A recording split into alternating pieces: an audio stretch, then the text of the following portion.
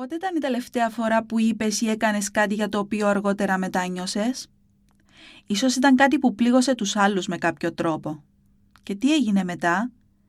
Προσπάθησες να διορθώσεις τα πράγματα? Χρειάζεται αρκετό θάρρος και προθυμία ώστε να βάλεις τον εαυτό σου στην ευάλωτη θέση του να παραδεχτείς ότι έχεις αδικήσει κάποιον. Έτσι δεν είναι? Και φοβόμαστε ότι οι προσπάθειές μας μπορεί να μην έχουν θετικό αντίκρισμα.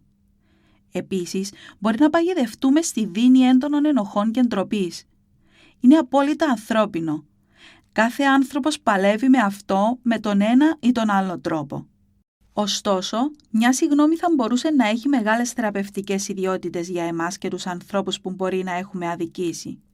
Μαζί θα εντοπίσουμε ένα περιστατικό για το οποίο θα ήθελες να απολογηθείς. Αν επιθυμείς, μπορούμε να ετοιμάσουμε μαζί μια αποτελεσματική απολογία.